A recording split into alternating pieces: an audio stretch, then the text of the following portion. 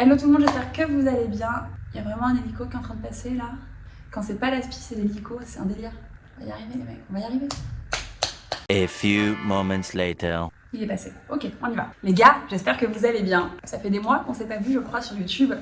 Ouais, des mois. Et je suis vraiment désolée parce que je ne suis pas constante sur YouTube. Je le sais, je pense que vous avez compris maintenant que YouTube, pour moi, c'est vraiment un espace dans lequel je me confie sur des sujets qui sont plus ou moins lourds. Et quand j'ai une actualité intéressante, on va dire ça comme ça, lorsqu'il y a un voyage ou quelque chose vraiment voilà, d'intéressant à partager, mais de la vidéo YouTube pour de la vidéo YouTube, c'est pas trop mon truc. Donc voilà, je reviens aujourd'hui avec un sujet qui m'a été très demandé, très commenté sur mes réseaux, notamment en DM. Beaucoup d'entre vous se sont confiés, notamment par rapport à ma séparation. Et au-delà de ma séparation qui date d'il y a 6-7 mois maintenant, le fait que je sois maintenant une maman solo, voilà, dans une nouvelle vie, une nouvelle ville. Et voilà, beaucoup d'entre vous m'ont posé la question de comment j'arrivais à le gérer. En tout cas, sur les réseaux, je donne le sentiment que tout va bien. Je vous rassure, tout va bien pour le coup, mais on va en parler un petit peu mieux. Et beaucoup me demandent en fait comment j'arrive à tourner la page, à passer à autre chose, à avancer. J'avoue que c'est une vidéo qui n'est pas simple pour moi parce que je suis relativement pudique sur mes sentiments de cet ordre-là, on va dire. Vous avez suivi qui ont été les personnes qui ont accompagné des moments de ma vie. Mathieu, évidemment, pendant 8 ans, papa de ma fille. Voilà, mais je me suis jamais exprimée plus que ça, quoi, sur ce qui n'allait pas, ce qui allait, etc. Parce que ça, c'est des sujets qui ne regardent que moi et la personne en question. Donc je vais essayer de le faire avec beaucoup d'élégance et beaucoup de pudeur.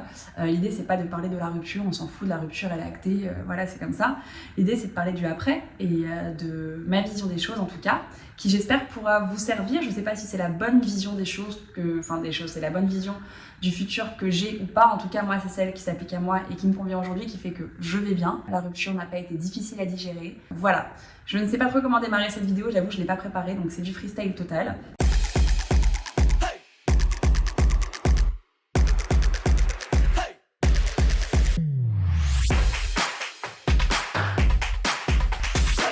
Comme vous l'avez suivi, du coup, je me suis séparée du papa de ma fille il y a maintenant 7 mois. Voilà, enfin on s'est séparés d'ailleurs, hein. Je ne me suis pas séparée, on s'est séparés d'un commun accord. Je ne vais absolument pas rentrer dans les détails. Voilà, on a vécu une histoire chamée qui a duré 8 ans, une véritable histoire d'amour. On a eu des moments très très forts, autant de joie que de peine que de malheur, vraiment. On a traversé vraiment beaucoup de trucs hardcore ensemble, notamment la perte de ma mère et au-delà de la perte de ma mère, tout ce qui a été la maladie, le combat de la maladie et la dernière semaine de vie de ma mère. Donc ça, j'en ai déjà parlé, j'ai pas envie de revenir dessus. Ça crée des liens, mais ça éloigne aussi en quelque sorte, bizarrement. Je ne suis pas en train de dire que ça nous a éloignés, mais on a vécu beaucoup de choses en 8 ans pour des jeunes personnes à ce moment-là. Voilà, et c'est ce qui fait qu'on a toujours été très complices, Mathieu et moi, et c'est ce qui fait aussi qu'à des moments, je pense, on s'est détestés, comme je pense tous les couples, à un moment, se déchirent.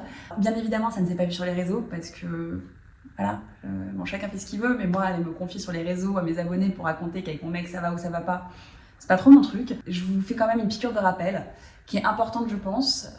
Il y a ce qu'on voit sur les réseaux et la réalité des choses. Je suis pas en train de dire que je fake ce que je mets en avant sur les réseaux, je suis juste en train de dire que je choisis ce que je mets en avant sur les réseaux. Et bien évidemment, quand il y a eu des moments qui ont été pénibles dans mon histoire d'amour, c'est pas des trucs que j'ai souhaité partager, tout simplement parce que j'estime avoir des oreilles attentives qui sont ma famille et mes amis, et qu'on avait cette force-là, en tout cas à un moment, Mathieu et moi, ce qui était de communiquer, on communiquait très très bien. Puis par la force des choses, la communication s'est interrompue. Voilà, et ça c'est vraiment un truc qu'il faut réussir à maintenir, je pense, dans un couple, malgré les années, malgré les habitudes, malgré plein de choses. Pour vous la faire très courte, on s'est séparés non pas pour une histoire, non pas pour un drame, non pas pour une dispute, on s'est séparés tout simplement parce que nous deux, ça ne convenait plus, on ne pouvait plus poursuivre notre chemin ensemble. On sait, nous deux en tout cas, qu'on est allés au bout du process pour tenter de sauver notre couple. En tout cas, moi, je ne vais pas parler en son nom, je vais parler en mon nom. Moi, j'ai fait ce qu'il fallait. Moi, je suis très, très combative, vous le savez, je pense. Je lâche rien, mais au bout d'un moment, il faut lâcher. Vous switchez sinon de l'autre côté, et on ne voulait surtout pas en arriver à ce stade de se détester. Et on était limite. Beaucoup de disputes, beaucoup d'incompréhension, beaucoup de... Comment dire ? En fait, on s'est éloigné tout simplement. On s'est éloigné parce qu'en grandissant, en vieillissant, on s'est rendu compte qu'on avait juste des envies qui différaient, des mentalités, des états d'esprit qui différaient, et que si jusqu'à présent on avait pu composer avec le temps et les années, et puis un bébé qui est arrivé, et des nouvelles volontés de la part de l'un et de l'autre, etc., des histoires de vie qui sont arrivées en cours de route, On s'est rendu compte que ça pouvait juste plus matcher et qu'on pouvait plus juste composer et faire semblant. On était juste devenus trop différents, voilà. Donc aujourd'hui, la rupture est actée, elle s'est très bien actée. Honnêtement, c'était une discussion qui s'est terminée très convenablement, sans drame, sans rien. On a énormément d'affection toujours, Mathieu et moi, l'un pour l'autre. Notre situation est très claire, hein. On sait qu'on est séparés, on sait qu'il n'y a plus de sentiments amoureux. Et c'est ce qui fait, je pense, que notre rupture est réussie, c'est qu'on s'est séparés parce qu'on est vraiment allé au bout des choses, en réalité. On ne s'est pas séparés dans les pleurs, dans les cris, dans la passion. On s'est séparés comme deux adultes consentants qui prenaient une décision commune. Et c'est pour ça qu'aujourd'hui, on arrive à maintenir une relation hyper équilibrée par rapport à la petite surtout. On est obligé de savoir au téléphone tous les jours parce qu'on vit à distance et que quand il est avec la petite, c'est moi qui appelle, et puis quand je suis avec la petite, c'est lui qui appelle. Voilà, on s'entend très bien en fait, on s'entend très bien comme deux parents qui ont fait un magnifique bébé ensemble, deux personnes qui se connaissent très bien, qui ont vécu énormément de choses ensemble. Mathieu, c'est la famille, quoi qu'il arrive, je le considère comme la MIF, c'est le père de ma fille, donc il a une valeur à mes yeux qui est inestimable, mais aujourd'hui, c'est juste plus l'homme de ma vie, je suis plus la femme de sa vie. Et honnêtement, je sais que ça va paraître chelou, mais on a toujours été tellement indépendants l'un de l'autre et vous le savez qu'aujourd'hui, je lui souhaite vraiment de refaire sa vie, de rencontrer quelqu'un, d'être heureux et je sais qu'il me souhaite la même chose et qu'il n'y a aucune amertume, rien. Moi, je me suis déjà séparée, en l'occurrence d'un mec dont j'étais encore hyper amoureuse, qui m'a... Franchement, il m'a foutu à terre, c'est la seule personne qui m'a foutu à terre d'ailleurs, mais j'ai dû escape, j'ai dû sauver cette relation vraiment parce que c'était tellement toxique, mais à un moment, tu as ton instinct de survie qui prend le dessus et tu te barres parce que tu sais que la relation, elle est pas viable, quoi. La rupture ne s'est pas faite aussi proprement qu'avec Mathieu, et pourtant Mathieu, c'est le papa de la petite, c'est quelqu'un c'est la personne avec qui j'ai eu ma plus longue histoire. Donc, tout ça pour dire que c'est pas une question de combien de temps ça a duré, est-ce que vous avez vécu, pas vécu, c'est une question de fin de contrat, en fait. Genre, est-ce qu'on est d'accord tous les deux pour se séparer? Est-ce qu'il y en a un qui subit plus que l'autre? Franchement, non, on est carré là-dessus. Et aujourd'hui, je tiens vraiment à maintenir cette relation de coparents qu'on a, parce qu'on se soutient du coup sur l'éducation de notre fille à fond. On a vécu, Mathieu et moi, des divorces chacun de notre côté, qui nous ont blessés, qui nous ont fait du mal à des moments, des parents qui ne communiquaient plus à des moments non plus. Et on s'est toujours dit qu'on ne produirait jamais le schéma. Et en fait, ça, franchement, on s'y tiendra. En réalité, voilà, ça faisait quand même des mois qu'on n'était plus ensemble, quoi, qu'on était ensemble sans être ensemble, qu'il n'y avait plus de projection d'avenir, qu'il n'y avait plus rien. À un moment, quand tu projettes plus avec ton homme, c'est que c'est la fin du game, quoi, c'est la fin de l'histoire. Tu sais au fond de toi, en fait, que vous n'avez pas du tout les mêmes attentes et les mêmes envies, tu sais que c'est foutu, en fait. Alors oui, tu peux travailler dessus. Nous, on a essayé de travailler dessus, hein, franchement, on a vraiment fait ce qu'il fallait. Mais bon, à un moment, s'il n'y a plus d'amour, les gars. Oui, l'amour, ça s'entretient. Et moi, je pense, et c'est peut-être un peu triste ce que je vais dire, après c'est mon point de vue et ça n'engage que moi. Moi, je sais pas, j'ai vachement de mal à croire qu'on peut aimer la même personne toute la vie. Du même amour qu'au début, en fait. Vous voyez, l'amour du début, l'amour passionnel, l'amour trop cool. Je suis pas sûre qu'on puisse aimer de cette façon-là toute la vie. Peut-être que je me trompe. D'ailleurs, si vous avez des exemples, n'hésitez pas à me les donner en commentaire. Au fond de moi, je suis très romantique sur beaucoup de trucs. Genre, tu m'offres des fleurs, je peux pleurer. Mais à côté de ça, je suis toujours un peu sur mes gardes. Je sais que les choses peuvent s'arrêter, il peut y avoir une fin, une date limite. Bon, en même temps, voilà, parents divorcés, tout ça, tu connais. Voilà. Et c'est bizarre parce que, vous voyez, par exemple, mon frère Diego, on a pourtant été élevés de la même façon, dans le même foyer, etc. Il voit les choses de façon très différente. Il est il a une vision beaucoup plus douce de l'amour que moi. Bon, et tant mieux, chacun son truc, quoi. Chacun se formate un peu comme il veut aussi, et chacun se protège comme il veut aussi. Et Mathieu a décidé de rentrer en France, parce qu'il n'a pas accroché avec Dubaï, et que son boulot l'appelait en France, quoi. Donc il est rentré en France. Moi, j'ai pris la décision de rester à Dubaï, tout simplement parce que, vous avez suivi, j'ai galéré à trouver une crèche pour la petite. Et en fin de compte, ma vie était à Dubaï. J'avais l'impression qu'il fallait que j'aille encore au bout de ce process d'expatriation.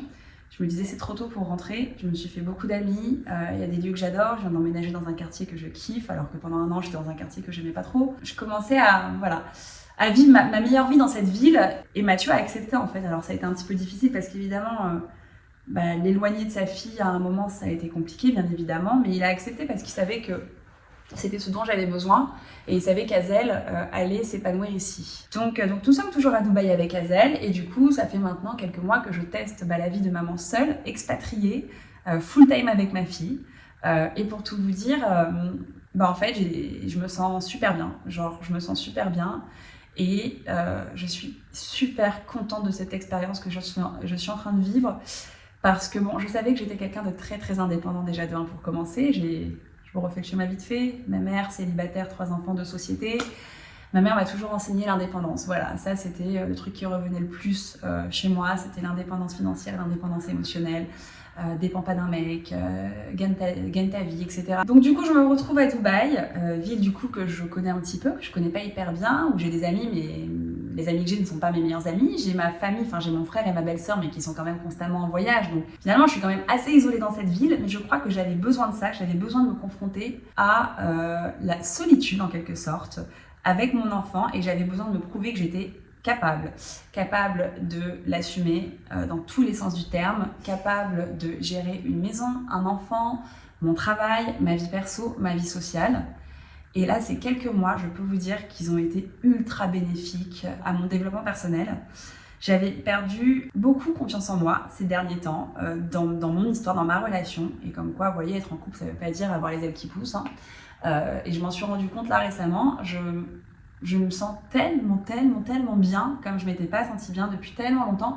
De toute façon, vous l'avez remarqué, vous êtes nombreux à me le dire. Les ruptures, ça peut avoir des bénéfices, et ce que je veux dire par là, c'est que parfois vous êtes dans un foyer, dans un environnement dans lequel vous vous confortez et duquel vous vous contentez, et finalement, c'est pas la bonne chose, et vous vous en rendez pas compte. J'avais l'impression d'être genre le petit soldat, le petit chef de famille en fait, qui dirige sa petite tribu au carré, Hazel, la crèche, le truc, la bouffe, le machin, Mathieu, nos activités sociales, familiales, machin. J'ai toujours été cette personne-là de toute façon, enfin qui lead beaucoup, mais pour la première fois, je crois, depuis très longtemps en tout cas, depuis que je me suis retrouvée seule, j'ai pris du temps pour moi et j'ai eu du temps libre.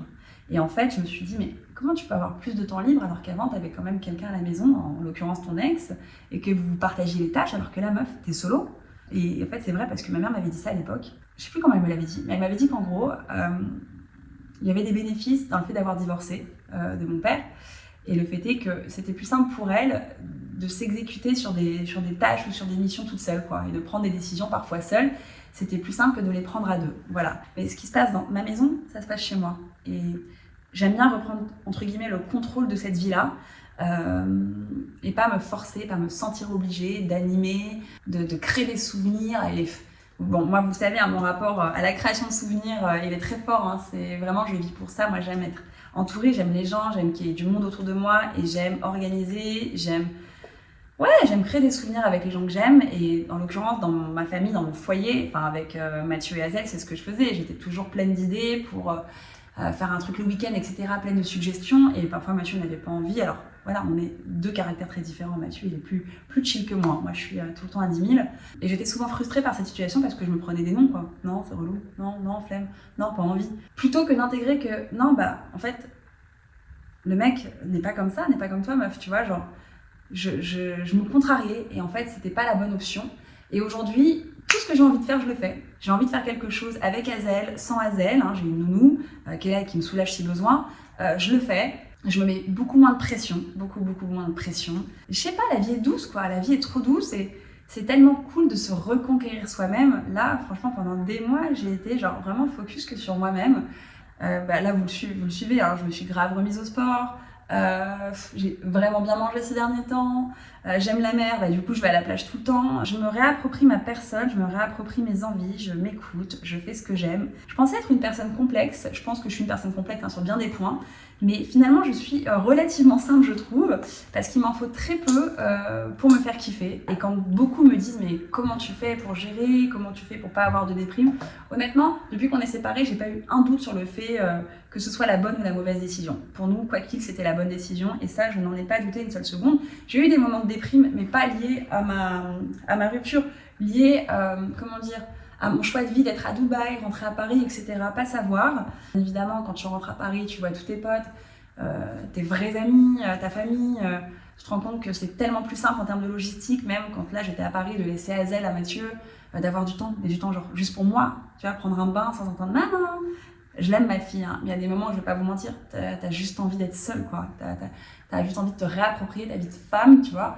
Et c'est vrai que c'est pratique quand t'as ton ex dans les parages, du coup, qui peut garder la petite et que tu peux faire une garde partagée là à Dubaï. Je suis à plein temps avec la petite, mais c'est ce dont j'avais besoin. Je crois que j'avais besoin déjà de me rapprocher d'elle, et ça m'a énormément rapproché d'elle. J'avais besoin de me reconquérir moi-même, de penser à moi, d'avoir des moments, vous voyez, comme celui-là, des moments genre de silence, de calme. Bon, après, moi, j'ai été à l'école des mamans solo, j'ai envie de dire. Hein. Donc, moi, voir ma mère seule qui drive sa vie, et sa vie pro de ouf, et sa vie sociale de ouf, et qui a eu des amoureux, évidemment. Hein. Ma mère, elle n'est pas restée seule après mon père. Hein. Mais voilà, moi, j'ai ce modèle-là que j'idéalise tellement, celui de ma mère, qui était, à mes yeux, bien évidemment, la plus belle et la meilleure des mamans. Et waouh, genre. Donc, c'est challenging. Tout ça pour dire que je pense qu'il faut pas redouter l'avenir. Je pense que ça, c'est une philosophie toute pourrie, mais franchement qui a toujours marché pour moi. À chaque fois que j'ai été très très très bas, très mal, ça m'est déjà arrivé, pas là en l'occurrence avec cette rupture, mais ça m'est déjà arrivé d'être vraiment minable de douleur à l'âme, j'ai envie de dire. Chaque jour où je me réveillais le matin, je me disais c'est un jour qui m'éloigne de ma douleur. Et au fur et à mesure, comme ça allait de mieux en mieux. Et à chaque fois qu'il y a eu des zones d'ombre, mais vraiment d'ombre dans ma vie, j'ai rebondi à chaque fois comme jamais parce que je me suis réaccordée avec moi-même. Et ça, je suis sûre que c'est donné à tout le monde. Si on y croit, si on visualise quelque chose qui nous fait kiffer, si on visualise un objectif qu'on a envie d'atteindre. Voilà, moi, c'est mon secret en tout cas. Je sais pas s'il fonctionne ou si vraiment j'ai un karma de dingue. Bon, de toute façon, vous me connaissez, je suis très énergie et compagnie, je crois à beaucoup de choses. Voilà, j'ai envie de dire que la vie est belle. Mon bébé est en bonne santé, je suis en bonne santé, le papa de ma fille est en bonne santé, j'ai une famille, j'ai des amis, je travaille, je fais un job que je kiffe vraiment de ouf. Là, je suis sur un nouveau projet qui m'excite vraiment. Et c'est pas parce que tu te sépares de ton mec et du père de ta fille en l'occurrence, ou de ton mari, que ta vie elle s'arrête là, loin de là, au contraire. J'ai envie de savoir ce qui m'attend, j'ai envie de savoir quelles vont être mes rencontres, quel va être mon chemin de vie en fait. Et je suis hyper dans l'accueil de cette nouvelle vie. Alors effectivement, maintenant vous pouvez avoir des coups de mou, j'en ai parfois, et c'est pas grave, il faut l'accueillir celui-là aussi. Hein. Ça sert à rien de se dire attends, faut être super fort, faut être au top. Voilà, il faut pas que ce soit nocif pour vous non plus. Tout va bien se passer parce que je visualise les choses comme ça et parce que je vais provoquer les choses dans ce sens-là et que je mets tout en œuvre justement pour ne pas avoir de moments trop pénibles de solitude, etc. Parce que je suis quelqu'un qui n'aime pas être seule. C'est trop cool, Kenza, genre t'es maman, t'as 35 ans, enfin 36 maintenant, t'organises des soirées, en même temps t'es femme, tes trucs. En fait, ouais, et ça doit pas être un truc qui interpelle parce que c'est pas parce que t'es maman que t'es en fin de parcours, c'est pas parce que genre t'as déjà eu une vie avec un mec avant que je sais pas, qui te dit que je vais pas rencontrer un mec avec qui je vais rester à 35 ans, 40, 50. Allez, soyons fous. C'est l'avenir qui nous le dira en tout cas. Moi, je fais ce qui est bon pour moi aujourd'hui. Et ce qui est bon, c'est de prendre soin de moi, c'est de m'écouter, faire ce que j'aime. Et voilà, l'avenir est cool. Ayez confiance en l'avenir, vraiment. Ayez confiance en vous-même déjà. Ayez confiance en l'avenir, en votre destin.